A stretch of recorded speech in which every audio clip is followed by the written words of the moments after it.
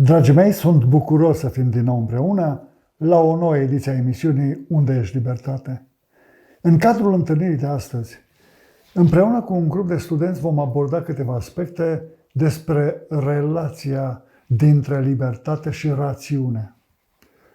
Domnule profesor, ce loc și rol ocupă rațiunea sau intelectul în ființa umană din perspectivă teologică și filozofică? Dragii mei, voi încerca să abordez problema din mai multe puncte de vedere, din perspectiva a mai multe culturi și religii.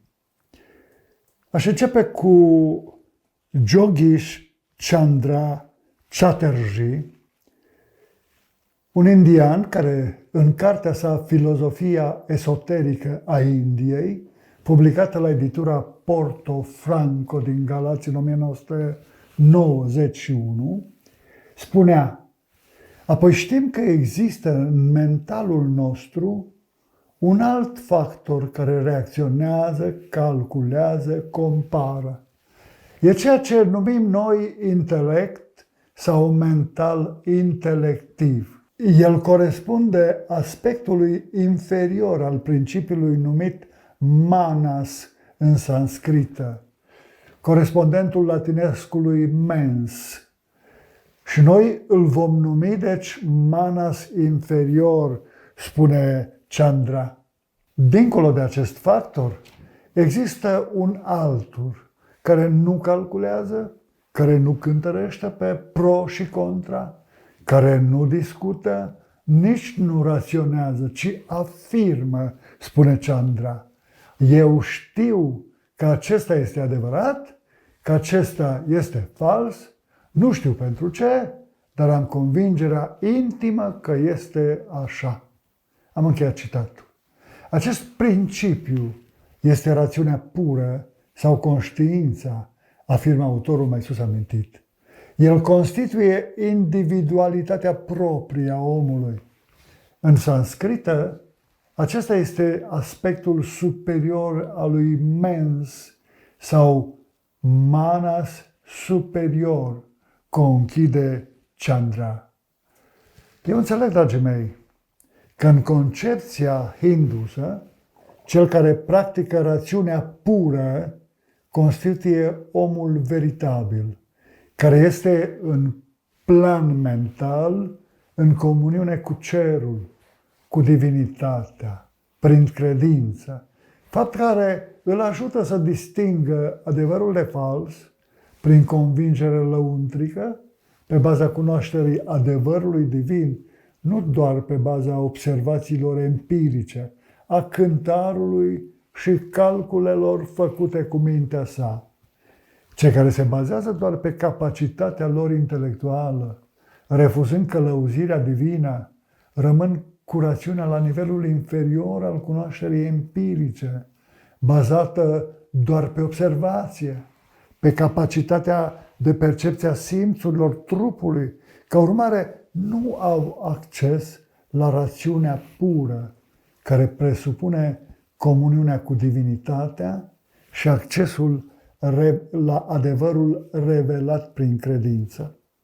Un student pasionat de filozofie m-a întrerupt, rugându-mă să abordez problema rațiunii și din perspectivă filozofică.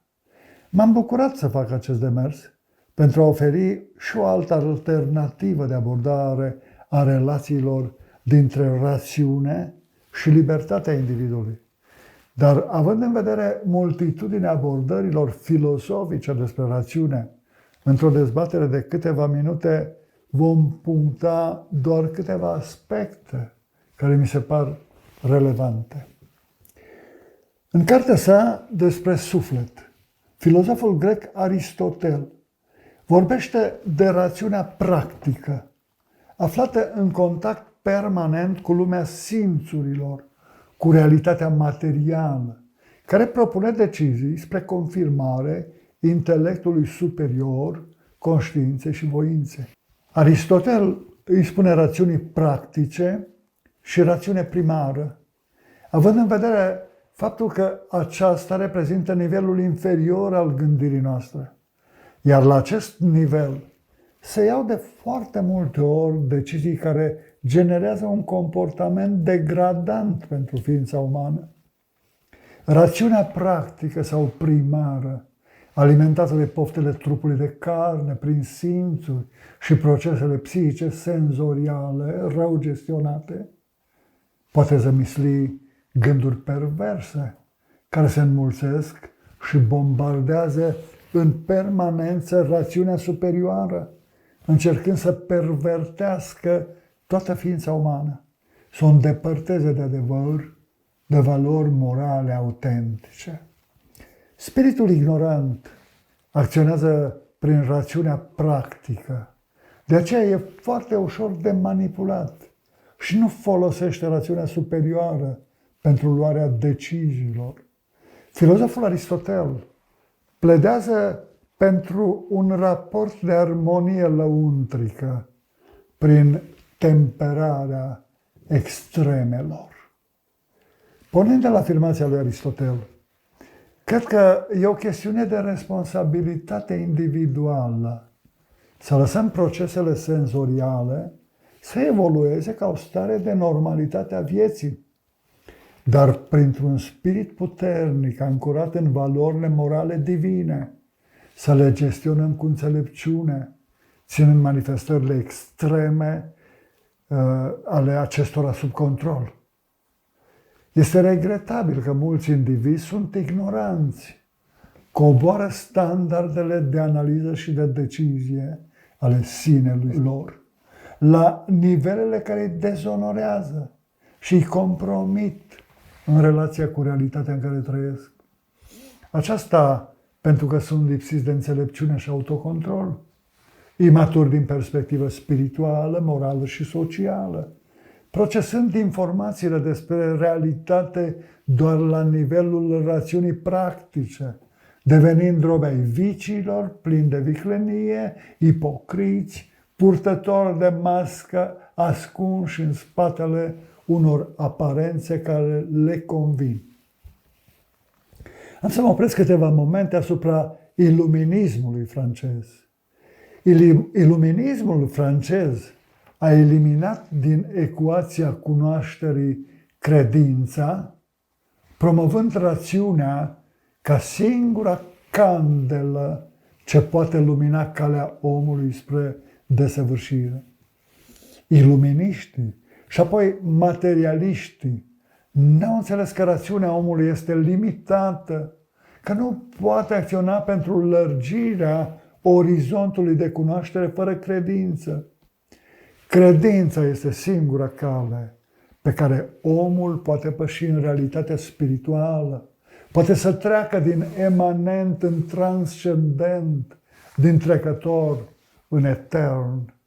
Pe de altă parte, suntem niște rătăciți printre gândurile, emoțiile, sentimentele, ispitele care ne asaltează.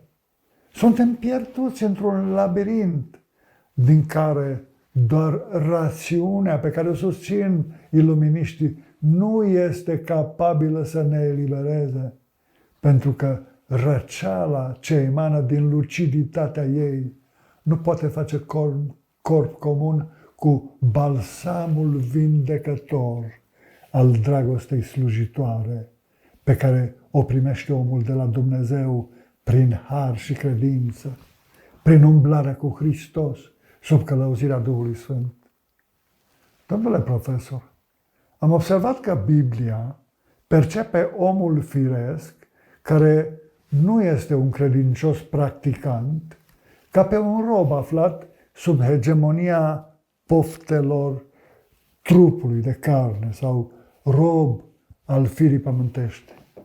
Ne spuneți ceva și despre acest aspect, despre rolul rațiunii în acest stil de viață? Dragii mei, în Biblie, termenul de fire pământească este în fapt o traducere literală pentru poftele cărnii, adică pentru manifestările ființei umane orientate spre pământ. Conștiința morală, voința, rațiunea și credința pot fi adormite treptat de acțiunile firii pământești. Fapt ce poate provoca o stare de decădere morală, de nepăsare a spiritului față de consecințele nefaste ale păcatului asupra noastră. În epistola lui Pavel către Galateni, capitolul 5, de la versetul 19 la versetul 21, sunt enumerate explicit faptele firii pământești. Eu voi aminti câteva de care trebuie să ne ferim.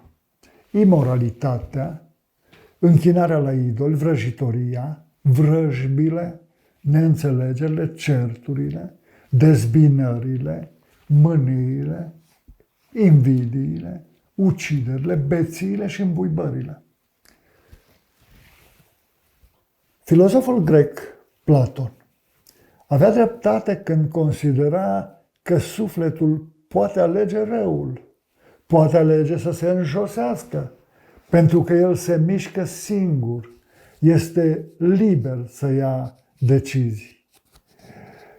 Cu siguranță că atunci când Platon vorbea de posibilitatea înjosirii sufletului, avea în vedere faptul că rațiunea superioară, ca parte a sufletului nostru, poate ajunge în anumite momente sub influența firii pământești, aprobând hotărârile rațiunii practice și respingând îndemnurile Duhului Divin. Ascultând îndemnurile firii pământești, spiritul nostru se manifestă ca un ego predispus la compromis moral cu lumea și cu interesele materiale. În viziunea lui Platon, sufletul este armonios când iubește și promovează virtuțile, respingând viciile.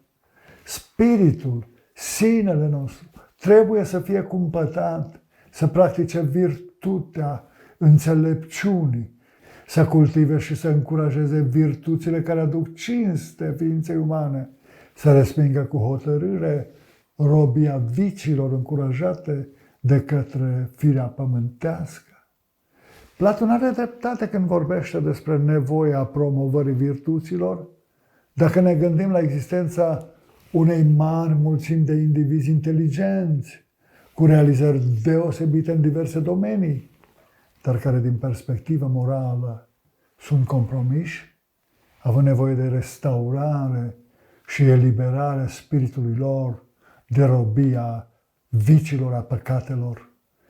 Toate părțile componente ale proceselor psihice superioare trebuie să sprijine spiritul în managementul simțurilor și proceselor psihice senzoriale. Este important să înțelegem că un spirit liber se străduiește să armonizeze poftele și dorințele trupului său cu valorile morale și responsabilitățile sociale, urmărind înfăptuirea binelui în relațiile cu ceilalți, dar și din perspectiva divină. Și iată că, dragii mei, timpul acordat întâlnirii noastre pentru astăzi a expirat. Eu vă mulțumesc pentru atenție și vă dau întâlnire săptămâna viitoare la o nouă ediție a emisiunii Unde ești libertate?